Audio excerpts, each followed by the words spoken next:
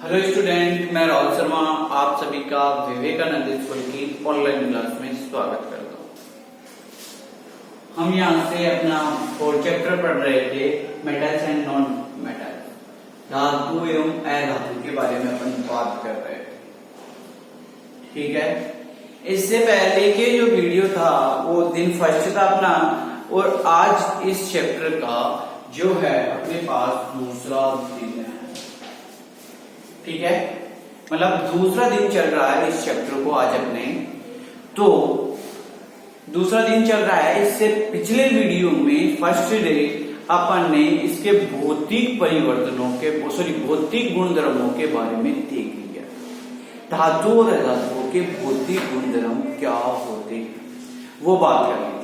देखिए, मैं आप सभी को बता देता हूं, यदि आपको बहुत अच्छी तरीके से इस चैप्टर को पढ़ना है, भौतिक धातुओं के भौतिक गुणधर्मों को अलग से पढ़ना है और अधातुओं के भौतिक गुणधर्मों को अलग से पढ़ना है, तो आप पिछली बुक पढ़ सकते हो जो चेंज हुई है ना। अभी उस बुक को मत पढ़ो, इससे चाहे आप पिछली जो बुक थी उस बुक से पढ़ सकते हो। आप बहुत अच्छा दे रखा है और धातु और अधातु दोनों के बारे में अलग अलग दे रखा है। फिर भी कोई घबराने की बात नहीं है, अपन यहाँ सब कुछ करवाएंगे। यदि फिर भी किसी को कोई प्रॉब्लम हो तो वो पूछ सकता है। ठीक है, अब अपन यहां से रासायनिक गुणधर्म के बारे में आज डिस्कस करेंगे। किसके बारे में? रासायनिक गुणधर्म। मैंने आप सभी को ये बात बताई है कि जो पिछले जो अपने पास भौतिक गुणधर्म थे, उन भौतिक गुणधर्मों को अपन प्रकृति में होते हैं, उन्हें अपन भौतिक गुणधर्म के नाम से जाना जाता है। रासायनिक गुणधर्म की मैं बात करूं तो जो क्रियाएं होती है उन क्रियाओं को अपन रासायनिक गुणधर्म के नाम से जाना जाता है। जैसे मैं यहां ए पॉइंट करके लिखता हूं कि धातुओं की ऑक्सीजन से क्रिया, या आप लिख सकते हो ऑक्सीजन से क्रिया।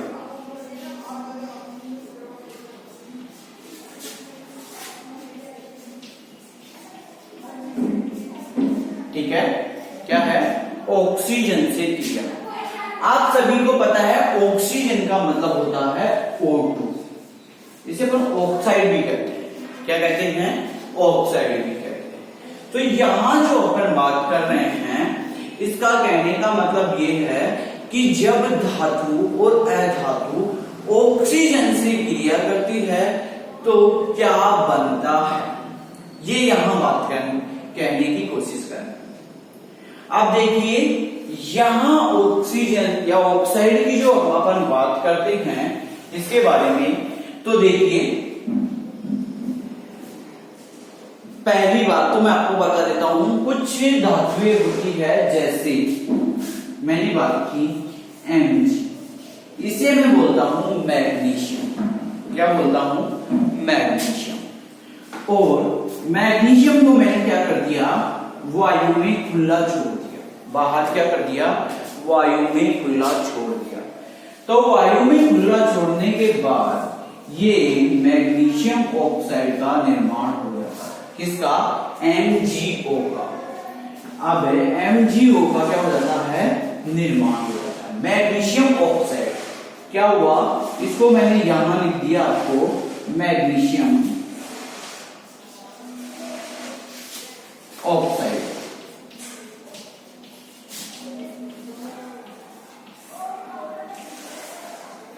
और ये यहां क्या हो गया अपने पास? मैग्नीशियम। ठीक है, और ये क्या हो गया अपने पास? ऑक्सीजन।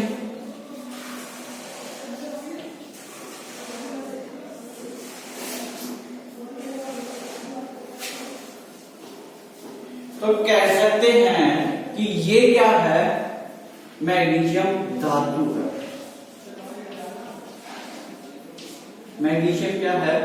धातु है। तो यहां से आप ये सिद्ध कर सकते हो कि जब भी धातुओं की क्रिया ऑक्सीजन से करवाई जाती है तो धातुओं के ऑक्साइड का निर्माण होता है। जैसे मैंने क्या किया, एक मैग्नीशियम क्या है, धातु है, और मैग्नीशियम की क्रिया मैंने ऑक्सीजन से करवाई है, तो बदले में अपन को मैग्नीशियम ऑक्साइड का निर्माण हुआ है। किसका निर्माण हुआ है? मैग्नीशियम ऑक्साइड का निर्माण हुआ है। कहने का मतलब ये है कि इनके ऑक्साइड बने हैं। क्या बने हैं? इनके ऑक्साइड बने हैं।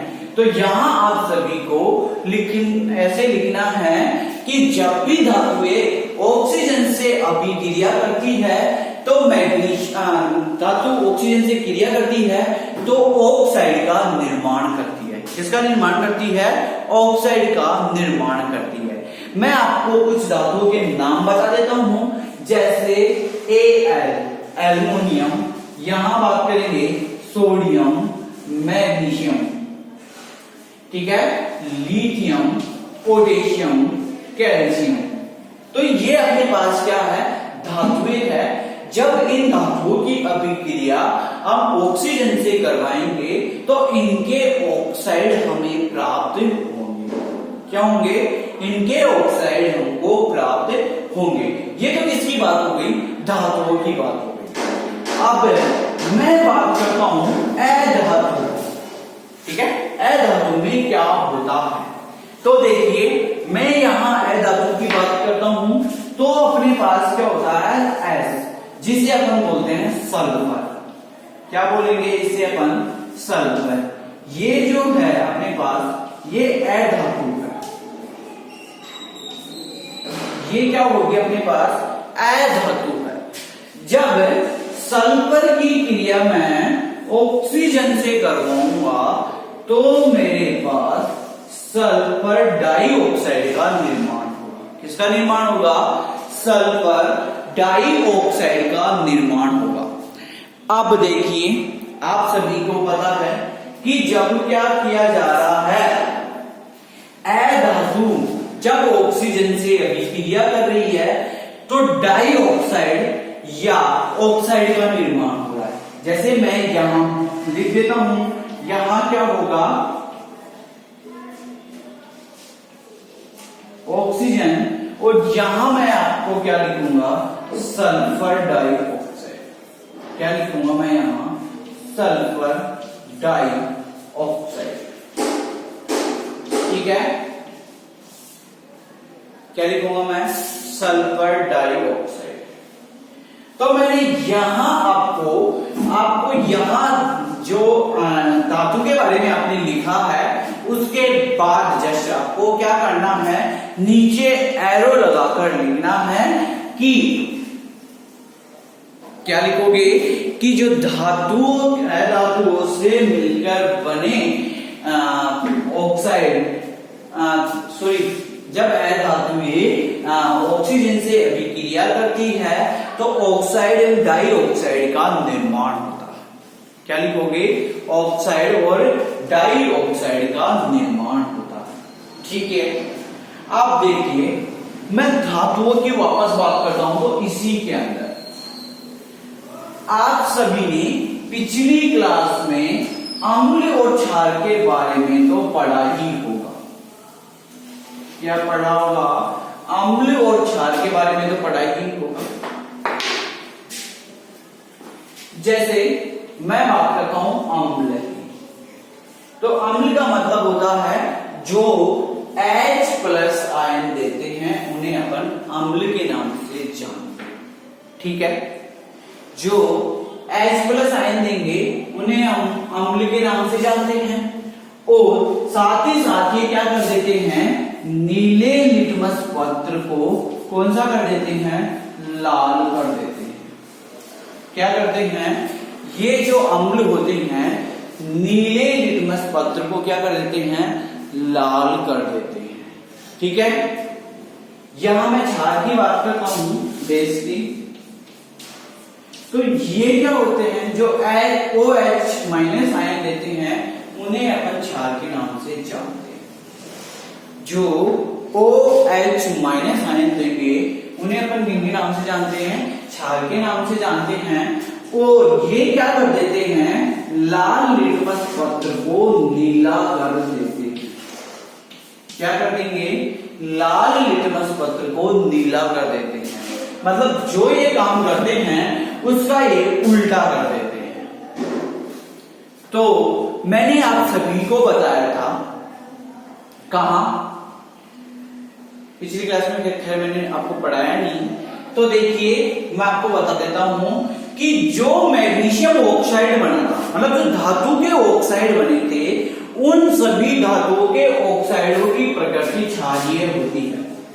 क्योंकि वो जो ऑक्साइड बने हैं वो ऑक्साइड लाल लिटमस पत्र को नीला कर देते हैं, इसलिए उनकी प्रकृति कैसी होगी, क्षारीय होगी।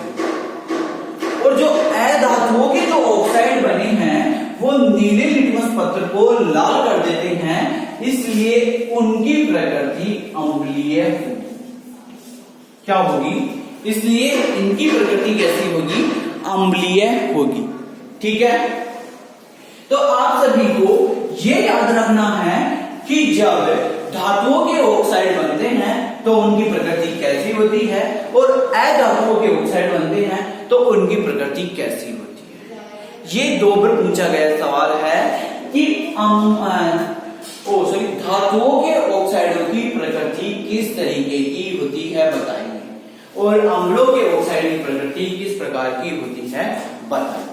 ठीक है, जैसे मैं आपको एक उदाहरण भी देता हूं, जैसे आपको लोहे पे जंग लगना, ये आपने पढ़ा होगा कि अपन क्या कर देते हैं, लोहे को बारिश के पानी में, जैसे अभी बरसात का मौसम है और हवा खुली है, अपन किसी भी लोहे की वस्तु को यदि ऊपर छत पे पड़ा देते हैं तो वो क्या होता है, पानी में भीग जाएगी, और भीग जाने के बाद में जैसे ही वो हवा के संपर्क में आती है, वायु के संपर्क में, तो उसमें जंग लगना स्टार्ट हो जाता है। अपन अपने घरों में जो दरवाजे खिड़कियां लोहे के लगाते हैं, टेबल वगैरह जो लेते हैं, उसमें पेंट क्यों किया जाता है, ताकि उस जंग को रोका जाए। वो जो लोहा है वो वायु और पानी के संपर्क में नहीं आए पेंट की वजह से। तो एक लोहे पे जंग लगना भी धातु ऑक्साइडों का उदाहरण है, क्योंकि जो लोहा है वो क्या है, धातु है, और जो ऑक्साइड मतलब हवा के संपर्क में आएंगे तो क्या कर लेंगे, धातु ऑक्साइड का निर्माण करेंगे। इसके बाद में अपन क्रियाओं के बारे में पढ़ेंगे, तो वो अगले वीडियो में पढ़ेंगे। इतना आप क्या कीजिए, चैप्टर की रीडिंग लगाइए और चैप्टर को अच्छी तरीके से समझिए। यदि कोई प्रॉब्लम हो तो मेरे साथ शेयर कीजिए, सर ये प्रॉब्लम है, इसको वापस समझाइए, तो वापस समझाऊंगा मैं, एक बार नहीं 10 बार समझाऊंगा। धन्यवाद।